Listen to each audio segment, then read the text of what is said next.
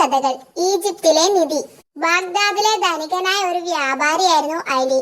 ഒരിക്കൽ വ്യാപാരത്തിൽ കനത്ത നഷ്ടം നേരിട്ട അലിക്ക് സ്വന്തം വീട് പോലും നഷ്ടമായി. അല്ലാ, എല്ലാം നഷ്ടപ്പെട്ടല്ലോ.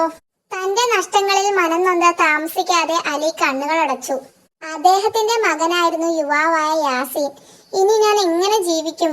അന്ന് രാത്രി യാസീൻ, വാപ്പ, വേഗം ഈജിപ്തിലേക്ക് പോകൂ. അവിടെ ഒരു നിധി കാത്തിരിക്കുന്നു. ഞാൻ എങ്ങനെ അവിടെ എത്തും? ആരെനിക്ക് വഴി കാട്ടും? അടുത്ത നിമിഷം വീണ്ടും അശരീരി മുഴങ്ങി. ഈ വിളക്ക് നിനക്ക് വഴി കാട്ടും. ഈ സഞ്ചിയിൽ കൊള്ളുന്നതത്രയും നിനക്കെടുക്കാം. വിളക്കും സഞ്ചിയും. വിളക്ക് വായുവിൽ ഉയർന്ന പുറത്തേക്ക് നീങ്ങി. യാസീൻ വിളക്കിനെ പിന്തുടർന്നു. എവിടേക്കാണ് ഈ വിളക്ക് പോകുന്നത്? ഒടുവിൽ, അയ്യോ, വിളക്ക് കെട്ടല്ലോ, ഇനി എന്തു ചെയ്യും? പെട്ടെന്ന്, ചാരൻ, പിടിയവനെ. അല്ല, ഞാൻ നിധി തേടി വന്നതാ. നിധിയോ? അഹഹഹും, നടക്ക്. ഫടമ യാസിറിനെ ജയിലിലടച്ചു. കുടുങ്ങി. എങ്ങനെ രക്ഷപ്പെടും? ഹും, ഇത് കഴിച്ചോ, 2 തുണ്ട് റൊട്ടി. പാവം, ദാ നീ കൂടി വിശപ്പടക്ക്. പെട്ടെന്ന്,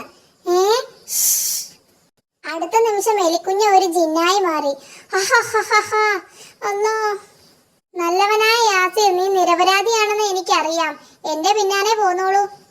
ജിന്നെ ജയിലിന്റെ അരികെയുള്ള ഒരു തുരങ്കം തുറന്നു. തുരങ്കത്തിലൂടെ അവൻ മുന്നോട്ട് പോയി. എങ്ങോട്ടാണ് ഈ യാത്ര? ഒടുവിൽ, അല്ലാ, രത്നമലയോ? യാസീൻ, നിനക്ക് ആവശ്യമുള്ളത് എടുത്തോളൂ. യാസിർ അച്ഛന്റെ വാക്കുകൾ ഓർത്തു. അവൻ കയ്യിൽ കരുതിയിരുന്ന സഞ്ചിയിൽ കൊള്ളാവുന്നത്ര മാത്രം എടുത്തു. ഇനി എന്നെ പോകാൻ അനുവദിക്കൂ. ജിന്നെ യാസിറിനെ പുറത്തിരുത്തി ഒരു പറക്കൽ. നാടുകളും നഗരങ്ങളും കടന്ന ഒടുവിൽ അവർ കൊട്ടാരം പോലുള്ള ഒരു വീടിന്റെ മുമ്പിലെത്തി. വീടെത്തി, ഇറങ്ങിക്കോളൂ.